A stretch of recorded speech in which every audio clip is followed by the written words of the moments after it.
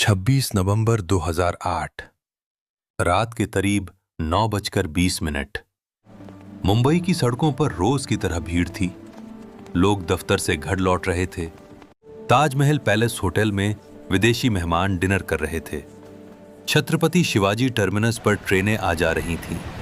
सब कुछ सामान्य था, लेकिन अरब सागर के रास्ते कुछ ऐसा शहर की ओर बढ़ रहा था जो भारत की आंतरिक सुरक्षा व्यवस्था की सबसे बड़ी परीक्षा बनने वाला था। कई महीनों पहले से खुफिया एजेंसियों को संकेत मिल रहे थे।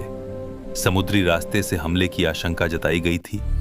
विदेशी एजेंसियों ने भी चेतावनी साझा की थी कि लश्कर-ए-तैयबा समुद्र के रास्ते मुंबई को निशाना बना सकता है।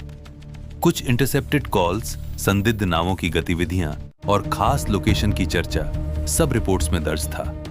लेकिन इन सूचनाओं का क्या हुआ? क्या वे पर्याप्त गंभीरता से ली गईं?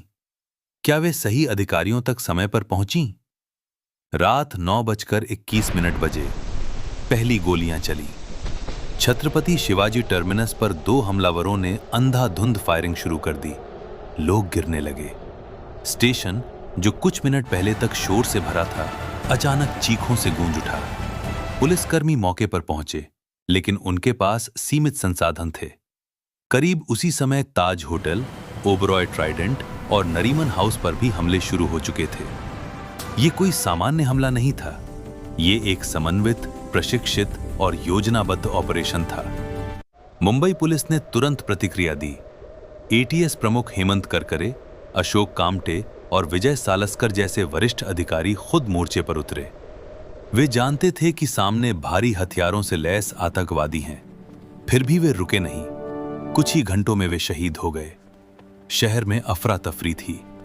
टीवी चैनल लाइव कवरेज दिखा रहे थे। पूरा देश स्क्रीन से चिपका था। लेकिन इस लाइव प्रसारण का एक खतरनाक पहलू भी था। आतंकियों के संचालक सीमा पार से टीवी देख रहे थे और निर्देश दे रहे थे। अब सवाल था, अगला कदम क्या? राष्ट्रीय सुरक्षा गार्ड यानी एनएसजी को बुलाया गया, देश की सबसे प्रशिक्षित आतंकवाद रोधी फोर्स। लेकिन एक बड़ी समस्या थी। 2008 में एनएसजी का मुख्य बेस दिल्ली में था। मुंबई में कोई क्षेत्रीय हब नहीं था। कमांडो को तैयार होने, विमान की व्यवस्था करने और मुंबई पहुंचने में कई घंटे लग गए।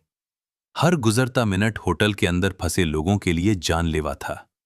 जब एनएसजी कमांडो आखिरकार मुंबई पहुंचे, तब तक आतंकवादी मजबूत पोजीशन ले चुके थे। ताज होटल के अंदर आग लग चुकी थी। मेहमान कमरों में छिपे हुए थे। कुछ बंधक बनाए जा चुके थे। ऑपरेशन ब्लैक टॉर्नेडो शुरू हुआ। कमांडो भारी गियर के साथ होटल में दाखिल हुए। कमरे दर कमरे तलाशी शुरू हुई।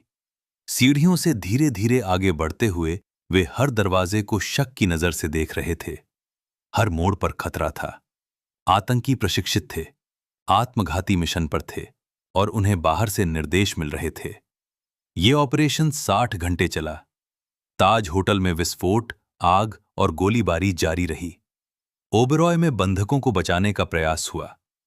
नरीमन हाउस में यहूदी परिवार को निशाना बनाया गया। हर जगह मौत और भय का साया था।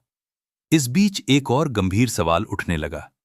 क्या शुरुआती समुद्री इनपुट्स पर बेहतर कार्रवाई होती तो क्या ये हमलावर मुंबई तक पहुंच ही नहीं पाते? जांच में सामने आया कि आतंकवादी पाकिस्तान से नाव के जरिए निकले। एक भारतीय मछुआरे की नाव कुबेर पर कब्जा किया और फिर कोलाबा के पास तट पर उतरे। समुद्री निगरानी प्रणाली में कई खामियां थीं। तटीय पुलिसिंग कमजोर थी। विभिन्न एजेंसियों के बीच समन्वय पूरी तरह मजबूत नहीं था। जब ऑपरेशन खत्म हुआ, तब तक 160 से अधिक निर्दोष लोग अपनी जान गंवा चुके थे। सैकड़ों घायल थे। शहर की आत्मा पर गहरा घाव था। 9 आतंकवादी मारे गए। एक, अजमल कसाब, जिंदा पकड़ा गया। उसकी गिरफ्तारी ने पूरे नेटवर्क का खुलासा किया। अंतर्राष्ट्रीय दबाव बढ़ा। भारत ने पाकिस्तान को सबूत सौंपे। लेकिन देश के भीतर बहस जारी रही। क्या एनएसजी की तैनाती में हुई देरी टाली जा सकती थी? क्या क्षेत्रीय हब पहले से होने चाहिए थे? क्या खुफिया इनपुट्स पर और आक्रामक कदम उठाए जा सकते थे? क्या लाइव मीडिया कवरेज को नियंत्रित करना चाहिए था? 26 नवंबर के बाद भारत ने कई बड़े बदलाव किए। एनएसजी के क्षेत्रीय हब मुंबई, चेन्नई, हैदराबाद और कोलकाता में स्थापित किए गए। तटीय निगरानी को मजबूत किया गया। मल्टी एजेंसी सेंटर की भूमिका बढ़ाई गई। समुद्री सुरक्षा में रडार नेटवर्क और कोस्ट गार्ड की तैनाती बढ़ी। लेकिन इन सुधारों की कीमत बहुत भारी थी। मुंबई ने खुद को संभाला। कुछ दिनों बाद लोकल ट्रेनें फिर चलीं। ताज होटल फिर से खुला।